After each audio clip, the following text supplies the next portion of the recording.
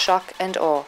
The phrase accurately describes the reactions of residents of Dahia, Beirut, as they look over what remains of their neighborhood. 198 buildings were completely demolished here during the 34 days of Israeli air raids. Another 200 were so badly damaged that they will have to be brought down. I have friends in all the buildings. One of them is still there under the rubble. There was a little space in front of the building. Now it's gone. We used to play soccer here. As the bulldozers and backhoes move Dahia's rubble to a dump site on the outskirts of town, residents scour through the remains to find anything they can salvage. I'm coming here to see if I'm able to get things of sentimental value from my house so that I can tell my children about the house and let them know what Israel has done to us and how bad it is. This was a 12-story building. Imagine now its height is no more than 2 meters.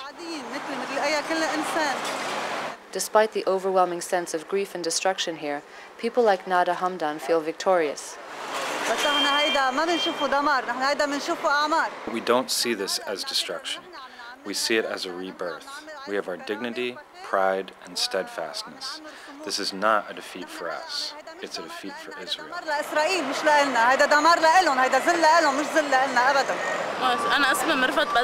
My name is Mirvat Bazi. I used to live here, in that building, on the 9th floor. Now the building is destroyed, there is nothing left. Thank God, all of this does not matter. The most important thing is that we won.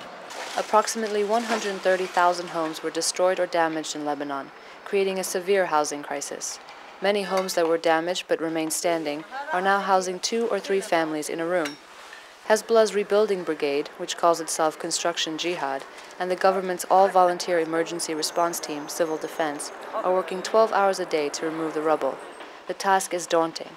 This area looks like the aftermath of September 11th, but about 100 times over. Hezbollah's ambitious promise to have Dahi rebuilt within a year seems like a lifetime away.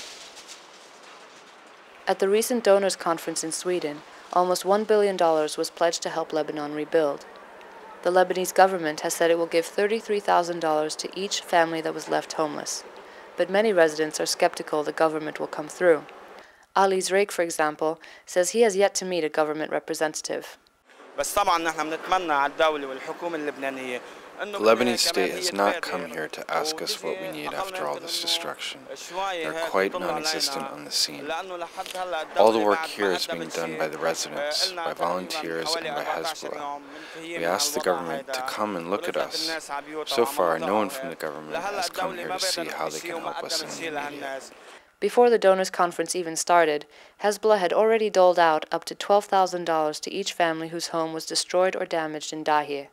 This cash in hand was urgently needed for so many left with nothing but the clothes on their backs. This is Sheikh Kodor Norden from Hezbollah's political council. We have about 7,000 family homeless today, and the winter will be after 2 months, and the schools also will open after 2 months, and we have a bad state for our people here.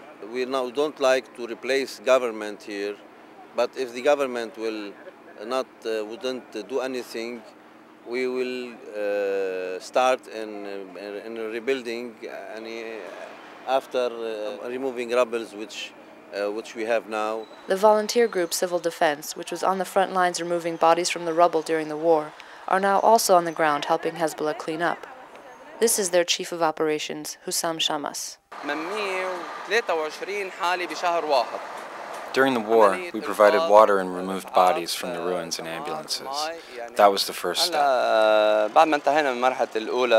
Now we are focused on removing rubble from the streets. But it's a difficult task because of all the unexploded weapons. We work with architects to remove the ruins. We also help people if they want to retrieve any personal belongings from under the rubble.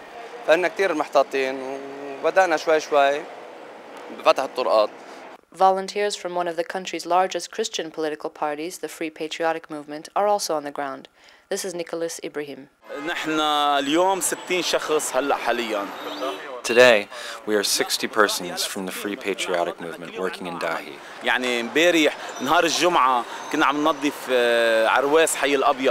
Every day we have work. Last Friday we cleaned a street in Rawal's area. Today, we cleaned the church and its surroundings, and we are distributing water here. بكره بغير محل بعد بكره يعني في برنامج ماشيين عليه. In southern Lebanon, the destruction is proportionately just as great, but bulldozers are few and far between. People here are manually clearing chunks of broken concrete from the roads and reshaping them into walls that contain the rubble from their homes.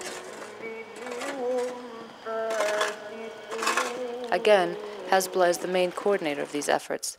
This is Hezbollah volunteer coordinator Saeed Jamil from the border town of Ait Shab.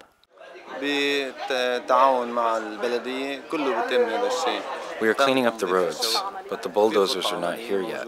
We are only in the first stage, which is the priority of financial compensation to the people.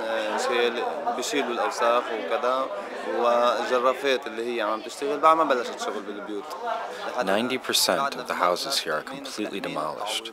The rest of the houses are partially damaged, so it's a big task ahead of us. The yellow uniformed workers of Hezbollah's construction jihad are there too. Zihamsa Dirani explained how they go about their work. In every house we come, I check the walls, I check the whole home, okay, from the kitchen, from every room. After we check the houses, we take the file and take it to Jihad Bina. They read our files and they assume how much money we have to pay for this person. The only other group on the ground here is a coalition of activists under the name of Samidun, or Steadfastness. Reminiscent of the volunteer-driven recovery group Common Ground in New Orleans, the group started by helping displaced people in Beirut and are now working with Hezbollah to help distribute the aid that is dropped off here by international NGOs. This is Samidun volunteer Ali Mohammed. Our duty is to cover the whole village with food, hygiene kits, and shelters like tents, mattresses, and blankets. And then our job is to manage all the donations we get from the UN, from the Red Cross International, and then from different foundations in the country. They come here, they unload their stuff, we put them in the storage, and then we start giving them to the families. The Lebanese government, we just got some food supplies from them. This is the only collaboration we got. And Hezbollah, they've been helping us on the field, dealing with the people, and then they helped us with the statistics, and then they know the families better than us, and then they know how to deal with them better than us. This is Ait Shab resident and mother of 5, Fatima Jamil Bajouk. فرقة صامدون عم بيأمنوا المي ومواد غذائية. Samidun is distributing water and food, and we thank them for their help. Construction Jihad and Hezbollah brought architects to our house.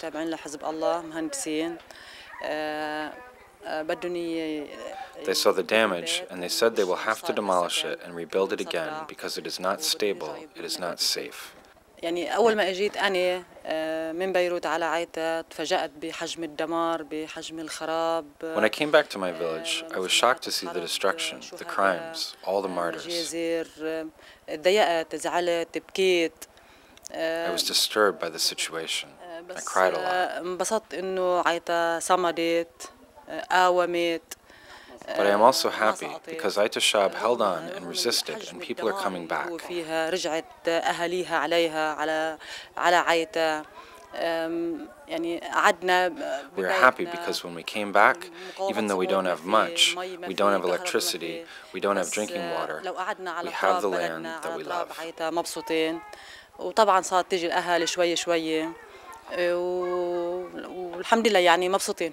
The Bush administration has offered $230 million in reconstruction aid and hopes to be considered for reconstruction contracts. But to Ayman Bajouk and many of his neighbors, the U.S. aid offer is part of the same story of war profiteering. The Americans sent $230 million in aid. I want to say to them, take it back. We don't want your money. Sheikh Khodor Noureddin of Hezbollah's political council agrees. Not just of America only talk, they didn't do anything. And if they will help with conditions, and we will not accept their conditions because if we take help from any place, we will take help without any conditions. Okay? And let them go and pay for their people in New Orleans till now they didn't pay for them. Let them help their people before helping others in the world, before helping the Israeli people. Let them go to help their people in New Orleans, who we heard about them, that till now they didn't rebuild their cities. For Democracy Now!, this is Anna Noguera in Lebanon.